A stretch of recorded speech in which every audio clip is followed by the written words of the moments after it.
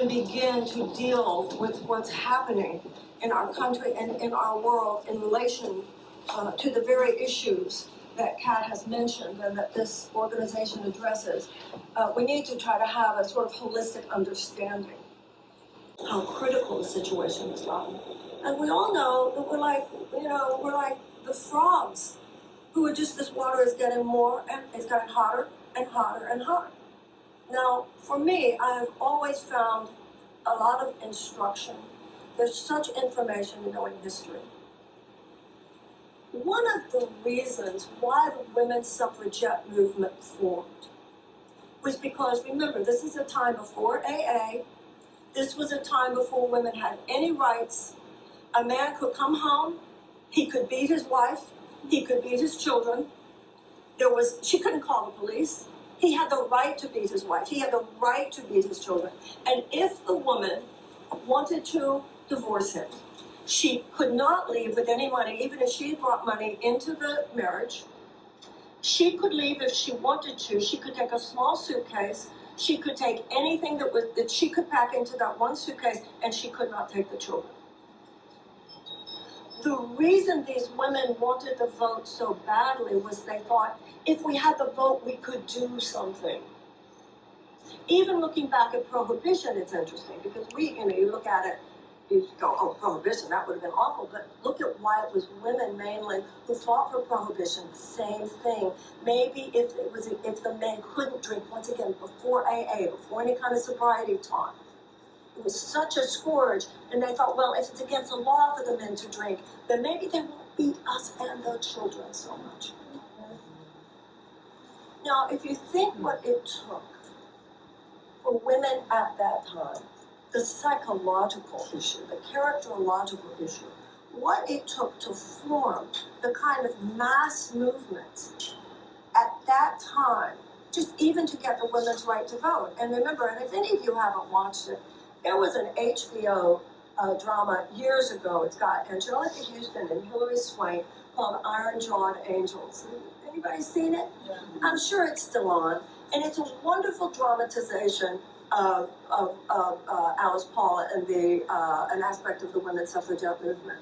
The reason it's called Iron-Jawed Angels is because these women, whose sin was that they were marching. Oh, by the way, I want to tell you a little New York story connected to that I love. Actually, that's covered in that film. When they were marching for women's suffrage, Woodrow Wilson had them thrown into prison. And the conditions at the prison were so horrible that they went on a hunger strike. And the response of the administration at the prison was to send men into their cells who forced these metal contraptions on them and force-fed them.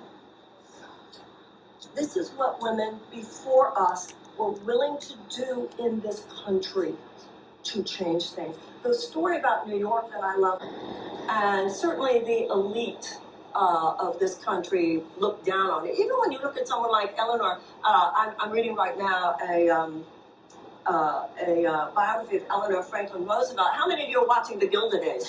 Yeah. It's so interesting, right? That Belle Epoque, New York, and that's what Eleanor was born into. And she herself, when she began, was against suffrage. So it's very interesting because the suffrage movement wasn't getting anywhere. And you know what changed it? You know what gave it life? You know what made it happen after years of not getting anywhere and not getting anywhere? Some rich women in Manhattan. Some rich women in Manhattan, and that's who mainly that Angelica Houston character is, and who bucked their entire, Gilded Age society, bucked their husbands, etc., etc. But we think so too. The reason I bring this up is, when I think of the $5,000 that we just gave that you just gave to Gwendolyn, when Kat was talking about all the organizations that were competing, think about what that means. That so many organizations are desperate for $5,000. And what they will do with that. And how they are scrambling over each other to try to get it. We all know the story of the little boy with on the beach with the starfish. And he has a starfish, and he throws it back into the water. And somebody comes along and says, well, honey, there are hundreds of starfish on the beach. You can't possibly make a difference. And he said, well, to that one starfish I did. So it's uprising from deep within us. You know, when you get pregnant, it happens inside. You conceive something inside you. You have a tall building. You have to first have a deep hole in the ground. Something has to happen inside us. And everything that we're talking about here, the fact that these girls, you said 1.6%, it's still an obscene number. It's still an obscene number. And this is what you get when you have the massive transfer of wealth that we've had over the last 40 years. Everybody in this room will be okay. Let me tell you something, we won't be okay, because if this continues like this in 15 or 20 years, you know what it's going to be? Each and every one of us is going to be accompanied by an armed guard when we leave this place. That's what it is for the quote-unquote privileged classes in countries in South America, etc. Yeah. Now, what do women do normally? What do women do in a home? You know, in every advanced mammalian species that survives and thrives, a common characteristic is the fierce behavior of the adult female of the species when she senses a threat to her cubs. Bears, you know, I don't know if you've ever been to places like Montana, you know, places where there are bears, and they tell you, they'll say, this is what they say about the black bears. Black bears won't bother you, just don't get near their babies. Yeah. You get near their babies, they're coming after you. Other species know that. In other species, you start messing with the kids, the adult female's coming after you. The lion, the tiger, the bear. Oh no. And in a species where the adult female is not behaving in a fierce manner, if you are a threat to her cubs, that bespeaks a species with no proactive intention to survive. There's a fierceness to the mother. Who among us, how many of us have children? All right, so we all know. There's this thing that happens. That will not happen in this house. Do you understand me? That will not be happening. You're laughing inside because you really don't know what you would do if they challenged you at that moment. But your affect is so fierce that the mama's, whoa, right? We need to do that collectively. We have to find that same fierceness. Right now, there's all this talk about a red wave in order to put back a political party that is standing in the way of universal background checks. I don't know how many of you saw about this judge who was killed yesterday in Wisconsin. The man who killed him, 3 felons, convicted of 3 felons, but he had a gun. So, once again, what any of us individually are supposed to do, I don't know. We know what Kat is doing. We know what Gwendolyn is doing. We know, is it Polly or Peggy? Emily is doing. And also, the very fact that you're here, I know what you're doing. All of us are doing what we can. By definition, we are here. But I think what I see today is what I've been seeing for a long time, actually. I do believe, as Kat mentioned, I ran for president. When I ran for president, people have asked me at interviews, what did you learn? And this is what I learned. I learned that the system is even more corrupt than I feared. And people are even more wonderful than I knew. We are a good people.